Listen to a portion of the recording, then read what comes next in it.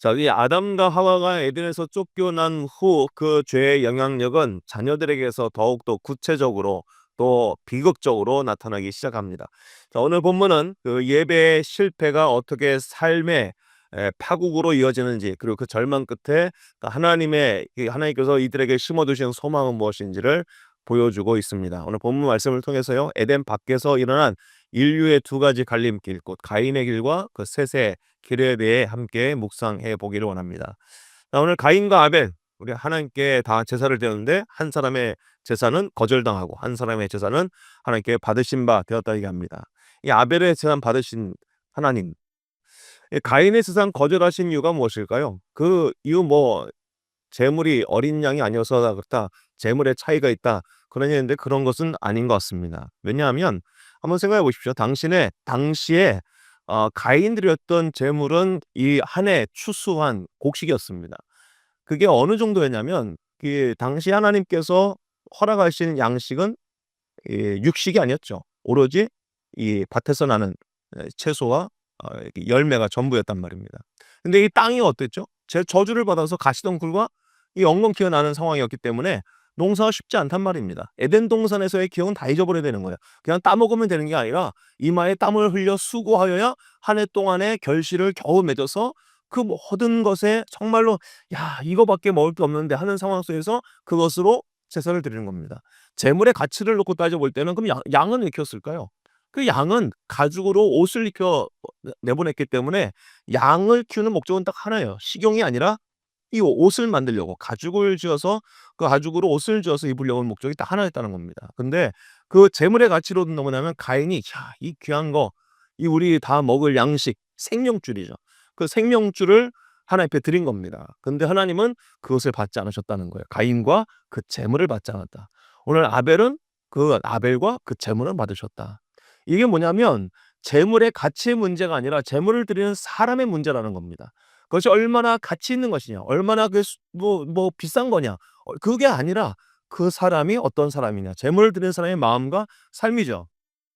우리가 아는 신약 성경에서도 마가복음 12장에 이런 얘기가 있습니다. 마음을 다하고 지혜를 다하고 힘을 다하여 하나님을 사랑하는 것과 또 이웃을 자기 자신과 같이 사랑하는 것이 전체로 드리는 모든 번제물과 기타 제물보다 낫다.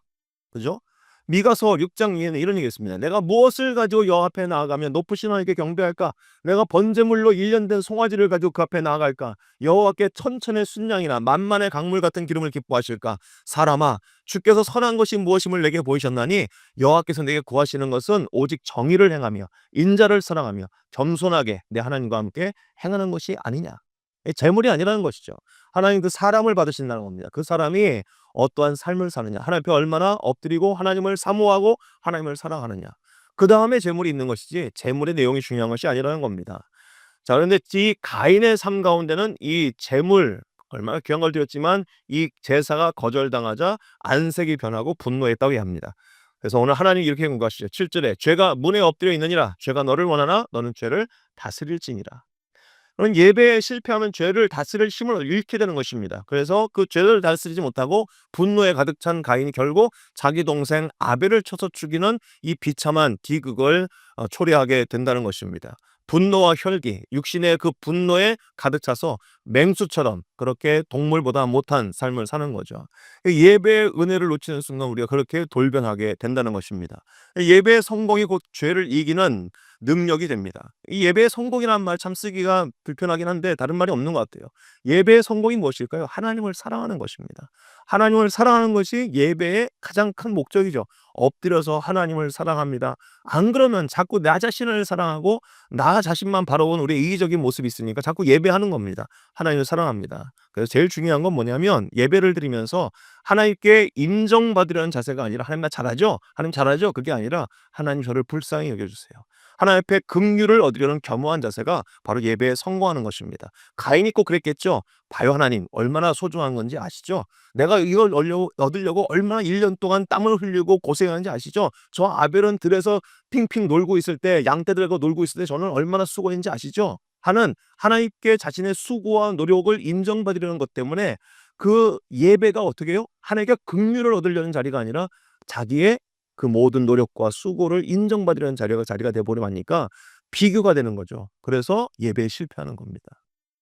자, 우리의 삶 가운데 우리가 누군가와 비교하려는 마음이 무엇이 어디에 있냐면 저변에 인정받으려는 마음이죠. 자꾸 비교해서 '내가 저 사람보다 나아.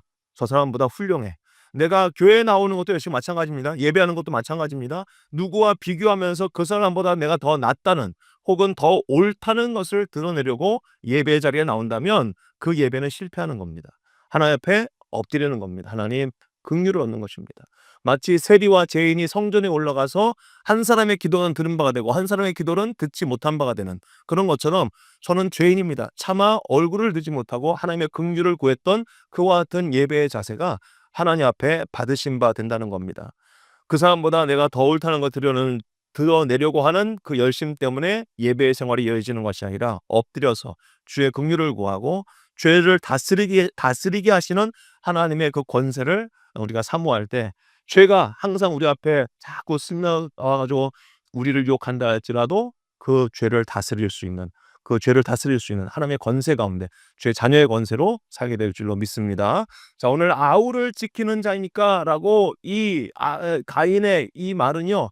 하나님 앞에 하나님의 그 전지하심, 하나님의 전능하심을 외면하고 하나님 알지 못하는 그런 처사였죠.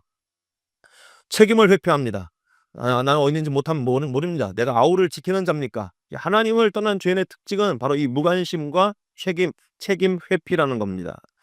자, 하나님께서 우리를 서로를 지키는 자로 부르셨다는 것이 오늘 본문에 잠깐 등장합니다. 내가 형제 관계, 자매 관계, 그냥 식구가 아니더라도 교우 관계도 마찬가지입니다. 서로를 지켜보고 서로를 돌봐주고 격려하고 그렇게 해서 그 사람이 죄에 넘어지지 않도록 함께 주 안에서 교제함이 필요하다는 거죠. 자, 그건 잠깐 우리가 묵상할 수 있는 것이고요. 오늘 이 가인은요. 하나님의 그 심판 가운데 있을 때 비로소 예배의 기본을 드러내기 시작합니다. 하나님, 이 벌을 제가 다 감당하기 너무 어렵습니다. 내가 이 땅을 떠나 살면 분명히 저는 죽을 겁니다. 어떻게 하면 좋습니까? 하나님의 무엇을 구하죠? 도우심을 구하죠. 처벌을 받고 있고 심판 가운데 있다 할지라도 하나님 앞에 긍휼을 구하고 하나님께 불쌍히 여김을 받고자 나아갔던 가인에게 하나님께서는 바로 처리하시듯이 표를 주어서 "야, 무슨 소리냐? 너를 저주하는 사람 내가 더 큰 벌로 너를 보호해 주겠다." 하나님께서 가인에게 표를 주었다 얘기합니다. 이 죄인에게 일방적으로 베푸시는 긍휼, 이 하나님의 성품입니다. 그 하나님의 성품을 오늘 보면서 우리 삶 가운데 역시 마찬가지죠. 하나님 앞에 어떠한 자세로 나아갈 것인가? 내가 이것을 이용하려 하는 사람이 또 있죠. 이렇게 가면은 '그래, 내가 죄를 져놓고도 하나님 앞에 나가서 그러면 용서받으면 돼.' 그게 아니라 우리의 삶 가운데 기본적으로 하나님 어떤 분이신지를 알고 있어야 하는 것입니다. 하나님 우리를 불쌍히 여기시고 그에게 도움을 구하고 하나님 앞에 엎드리는 자를 외면하지 않으시고 하나님께서 보호하신다라는 이 하나님의 성품을 기억하고 우리의 예배의 그 중심에 이 하나님이 늘 가운데에 서 있었으면 좋겠습니다. 자, 오늘 이 두 이후에 16절에서 26절까지 아주 많은 사람들의 이야기가 나옵니다. 이 두 가문이죠. 가인의 후예와 셋의 후예가 비교가 되고 있습니다. 여호와 앞을 떠난 가인이 만든 문명의 공동체를 이야기하고 있습니다. 대신 아벨을 대신해 주신 하나님께서 아벨 대신 주신 셋의 후손의 모습은 그와 반대로 극명하게 대조되고 있는 것을 보는데요. 가인의 후예들을 보면은요. 가인의 후손은 성을 쌓지요. 에녹이 성을 쌓고요. 목축을 치는 자의 조상이 되기도 하고요. 수금과 퉁소를 잡는 자의 조상이 되기도 하고 두발가인 같은 사람은 구리와 쇠를 만지는 기술이 있어서 기구들을 만들었다. 이런 얘기를 합니다. 자, 겉보기에는 화려한 문명의 발전처럼 보입니다. 사람들이 살면서 필요한 것들을 만들어가고 삶에 필요한 것들을 스스로 충족해가는. 자, 그러나 그 끝은 뭐냐면 라멕이었습니다. 라멕이 오늘 뭐냐면 두 아내를 취했다고 합니다. 하나님께서 한 남자와 한 여자를 만나 가정을 이뤘던 그 하나님의 창조 질서를 처음으로 깬 사람입니다. 자, 이 사람이 살인을 자랑하죠. "야, 내가 마음이 상해서 그 사람을 죽였다. 내 마음을 찔러서 내가 그 사람을 죽였다." 하는 그 살인을 자랑하고 노래합니다. 그 자신의 복수는 77배라면서 하나님을 조롱하는 오만함의 극치를 보여주고 있습니다. 무슨 얘기냐면 하나님이 없는 하나님을 떠난 그 가인의 후손들의 문명은 화려한 문명의 꽃을 피운 것 같지만 결국 그 안에 하나님이 없으면 폭력과 타락밖에 없다는 것입니다.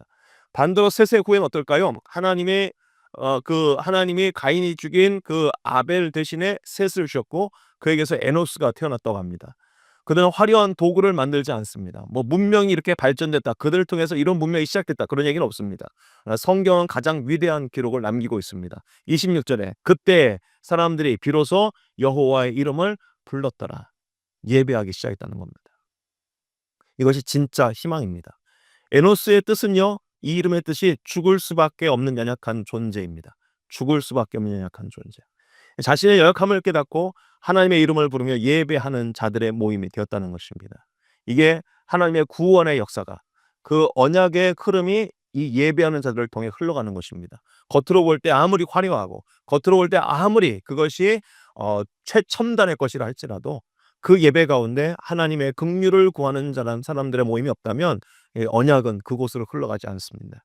한국 교회 가면은 얼마나 예배당이 화려하고 또 예배를 드리는 그 모든 시스템이 얼마나 빠릿빠릿한지 모르겠어요. 큐시트까지 딱 만들어 가지고 앞에 시계들하고 탁 하고 뭐 화려한 밴드나 오케스트라 나오고, 물론 그런 것이 나쁘다는 것이 아닙니다만 그 안에 예배자의 자세가 필요하다는 겁니다. 긍휼을 구하는 겁니다. 앞에 엎드리는 겁니다.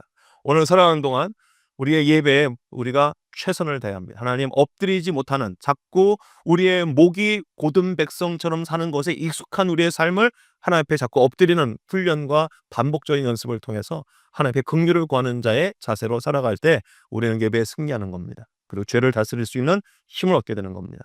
우리 주변에 내가 지켜야 될 가족이 있지 않습니까? 주 안에서 형제, 자매된 자를 지켜야 되는 그 책임을 우리에게 맡겼는데, 하나님 전 몰라요. 다 각자가 믿는 믿음 생활하는 거죠. 하고서 책임 회피를 하고 무관심하게 살지 않도록 정말 우리가 서로 관심을 갖고 돌보아주고 격려하고 세워가는 아름다운 공동체의 교제가 있으면 좋겠습니다. 세상의 화려한 성취를 부러워할 필요가 없습니다.